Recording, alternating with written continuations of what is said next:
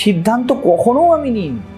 ভেবে দেখো, তোমার জীবনের কোনো সিদ্ধান্ত কখনো সিদ্ধান্ত নিতে পারোনি, কর্ম করতে পেরেছো।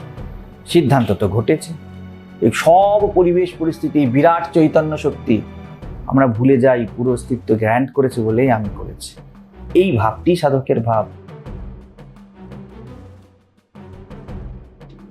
এই যে আমরা পট করে কোথাও থেকে কুড়িয়ে নিয়েছি যে আমাকে মন মুখ এক করতে হবে, আপনাকে কে বলেছে এই কথা? আপনি কপটতেই বাঁচুন প্রাণ ভরে, দেখি কেমন বাঁচতে পারেন। এই সাহসী নেই। কখনো আমাদের বাবা মার সাপোর্ট চাই ছোট বয়সে, তারপরে আমাদের প্রেয়সী আর প্রেমিকের সাপোর্ট চাই, তারপর যখন সব কিছুতে ব্যর্থ হয়ে যাব তখন গিয়ে আমাদের ভগবানের সাপোর্ট চাই। প্রশ্ন ওখানেই। কিন্তু যার সাপোর্ট খুঁজছেন সে কারো সাপোর্টে বাঁচেনি।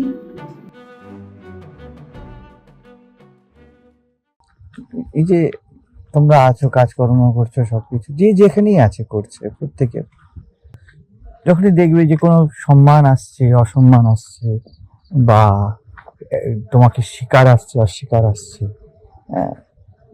খুব মানে যদি চোখ ভিজে যায় তাতে, তাহলে ঠিক আছে।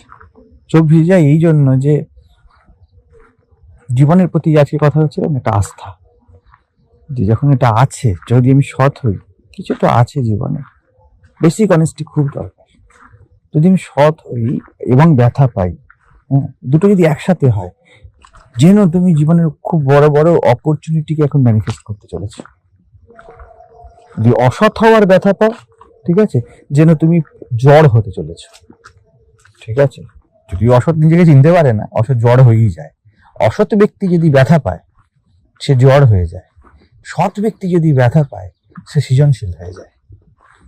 সেই জন্য যদি বেসিক অনেস্টি থাকে, এমন ভাবে দাঁড়াবে না যে আমাকে বুক পেতে অ্যাকসেপ্ট করতে হবে, এর এক অহংকার। সহ্যর থেকেও বড় কথা অ্যাকসেপ্টেন্স, ওকে, একটা ওকেনেস, এক সিম্পলনেস আছে অ্যাকসেপ্টেন্সের মধ্যে। ঠিক আছে, চলো, যা আছে আছে। কিন্তু এর সাথে জীবন সৃজনাত্মকও হতে চায়। জীবন শুধুমাত্র যা আছে তাতে রাজি নয়, জীবন তার থেকে এগিয়ে কিছু পেতে চায়। আমরা তো ফর্ম হয়েছি না শক্তির। সেই জন্য চেষ্টা করবে যখন এমন কিছু আমাদের জীবনে আসবে, এবং বারবার আসবে, যতবার কোনো সদ্গুরুর সঙ্গ যদি করো, যে কোনো মানে কোনো সৎসঙ্গ যদি করে থাকো, এইটা আসবেই আসবে। যেমন বিকেলে বলছিলাম যে বিভৎস আকারে এসে দাঁড়াবে। মানে মন আর মায়া তো আলাদা কিছু নয়। মন, মায়ারই ইন্ডিভিজুয়াল ভার্সন হলো মন। মন ছাড়া আর কোনো মায়া নেই।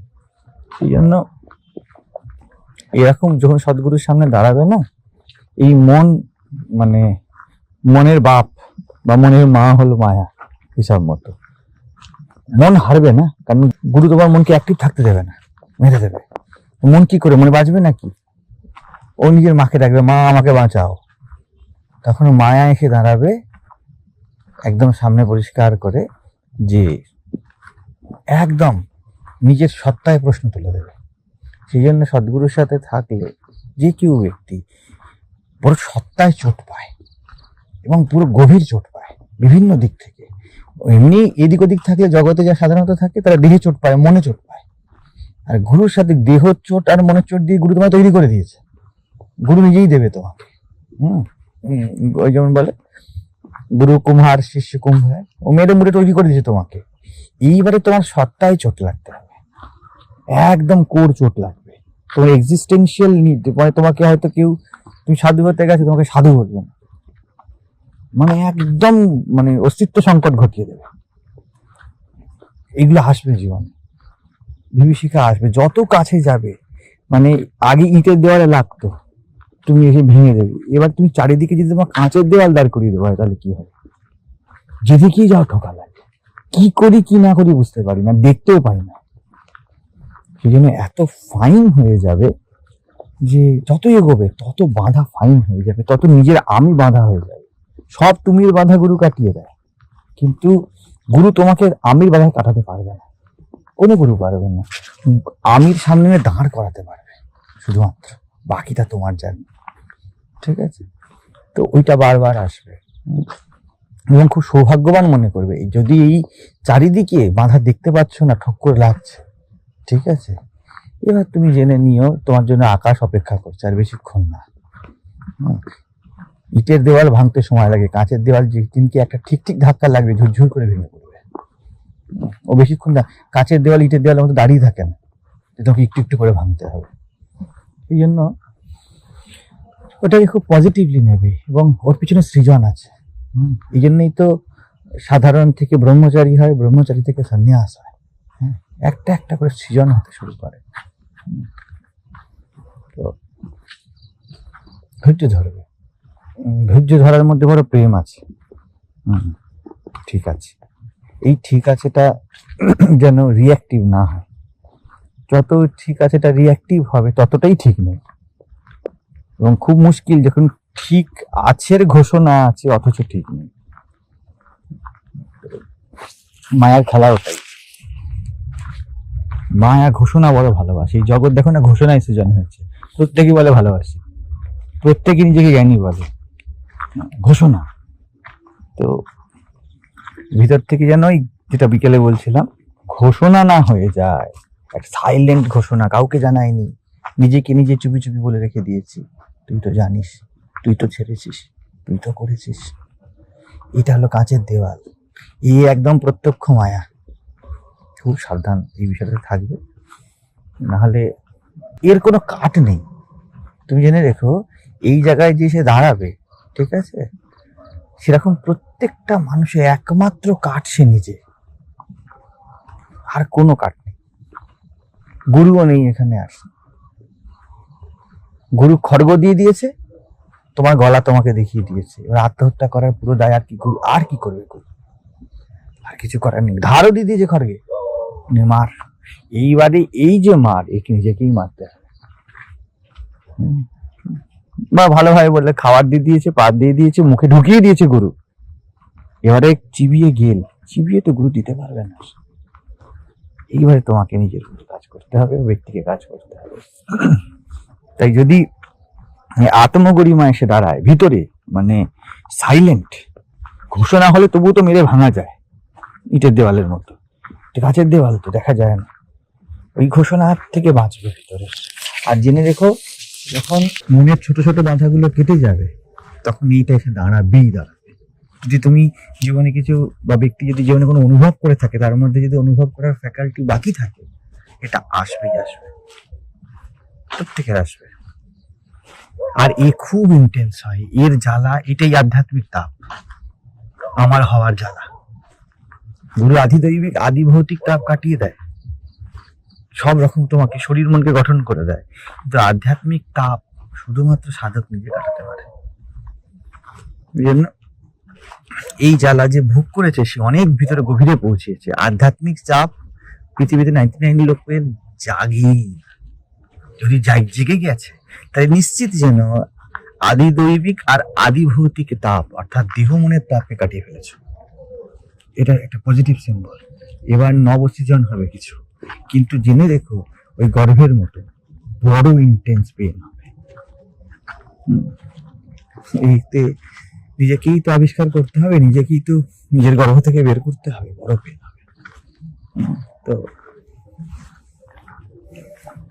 আর এই পেনে কি বলতো, তুমি বড় একা, প্রত্যেকই ব্যক্তি বড় একা। আমার কথা যদি কেউ বলে, আমিও সেই বলবো, আমিও একা ছিল। এই পেন সহ্য করতেই কোনো কাট নেই। এই যে আমি এখানে তোমার সাথে দাঁড়িয়ে আছি বা তোমাদের সাথে কথা বলছি, তুমি কি তোমরা ভাববে না আমার কোনো পেন নেই? আমার সত্ত্বেও এত কিছু জানা বোঝার পরে শরীর আছে না, এই তো ট্যাক্স তো দিতে হবে। আসে, আমাকে বারবার বলতে হয় ত্রৈলোক্যানন্দ দাঁড়িয়ে যা, দেখা যাক। বিভিন্ন সময় বিভিন্ন ভাবে দাঁড়িয়ে যাও, তো দাঁড়িয়ে থেকো, নাহলে कुछ छूट ना हो जाए, कुछ चूक ना हो जाए, जीवन से कुछ छूट ना जाए। দেখুন এখানে এতজন এলো, ধারণা খুব কঠিন। আমি খুব কম সুযোগ পেয়েছি, খুব কম লোকের সাথেই তো মিশেছি, বা প্রকৃতি আমাকে সেরকম ভাবে তো খুব ইন্টেন্সলি প্রত্যেকের কাছে তো প্রত্যেকে যায় না, তবু বলবো খুব কম সুযোগ পেয়েছি আমি যে কাউকে আধ্যাত্মিক তাপের দরজায় ছেড়ে আমি চলে আসবো, এমন সুযোগ কম পেয়েছি। আদি দৈবিক আদি ভৌতিক কাটাতে কাটাতে লোক পালিয়ে গেছে, সুযোগই দেয়নি যে তার ভিতরে ওই আগুনটা জ্বালাবো, জ্বালিয়ে তারপর তো নেভাবো। সাধারণ মানুষের অনুভবই নেই যে তার কোনো তাপ আছে, সে তো বেশ বসে আছে কাঁটার আসন। মানুষকে বোঝাতে হচ্ছে যে তোমার পিছন থেকে রক্ত বেরোচ্ছে রে ভাই, তুই চুপ করে বসে আছিস কি করে। প্রথমে তো আমার 1.5 বছর এটা বোঝাতেই কেটে গিয়েছে মানুষকে যে রক্ত বেরাচ্ছে, অনুভবই নেই তার রক্ত বেরাচ্ছে। তারপরে যাদের অনুভব আছে তাদেরকে যখন বললে মহাজ সারিয়ে দিন, মহাজ সারিয়ে দিন, সারাতে গেলাম যেই মলম লাগালাম এমন চিৎকার করলে এত ব্যথা পালিয়ে গেল। যা তাহলে মলমই তো লাগাচ্ছিলাম, তাতেও থাকলো না। তারপরে আধ্যাত্মিক তাপ কেমন বলো তো, যেন তোমার মানে কি বলবো, তোমার বুক চিরে হৃদয়টা বের করা, কারণ হার্টে ফুটো আছে, ওপেন হার্ট সার্জারি হবে এমন অবস্থা। আধ্যাত্মিক তাপ কি অত মানে জনকার অষ্টাবক্রের মধ্যে কি অত সুযোগ দেবে যেতে হার্টের ফুটো সারিয়ে দিই? ওরে বাবা, আর সারাতে তো আমি শুধু মারতে পারবো না, তোমার পুরো যোগদান চাই। মলম লাগানো নাই, বাইরে থেকে পারবো, তুমি চুপ করে বসে থাকলে, কিন্তু তোমাকে তো বনসাইন করতে হবে, যা ইচ্ছা হতে পারে। তো খুব কমই পুরুষ জীবনে সেই সুযোগ আসে। জানি না কতটা প্রকৃতি আমাকে দিয়ে কি করাবে, কিন্তু খুব ভাগ্যবান হয় সেই গুরুরা যারা এই সুযোগ পায়। কৃষ্ণমূর্তিকে জিজ্ঞেস করা হলো যে কতজন এনলাইটেন হয়েছে, বলে নো ওয়ান। বুঝতে পারছো, অষ্টাবক্র 1 পিস জনক পেল, দ্বিতীয় জনকের কোনো কাহিনী নেই। যুগ বাশিষ্ঠের পরে আর বশিষ্ঠ কোনো রাম পেল না বলার জন্য। শুধুমাত্র গুরু দুর্লভ নয়, শিষ্য দুর্লভতম, চেলা মিলে না এক। সেই জন্য যদি এই পথে চলতে হয় প্রত্যেককে বুক খোলার সাহস রাখতে হবে। গীতা একটাই হলো, অর্জুন একটাই, আর কাউকে পেলো না পঞ্চপাণ্ডবের মধ্যে যে কাউকে বলি। কেউ কি কম ছিল? বিদুর অত ভালো মানুষ, বলতে পারলো না, বলে বিদুর কি করে বলবে, বিদুর তো নীতি নিয়ে বসে আছে, তার এই নীতি তার ওই নীতি। কৃষ্ণকে চিনতে পেরেছে, বুঝতে পেরেছে যে কৃষ্ণ ভগবান স্বয়ং, তবু বলতে পারছে না।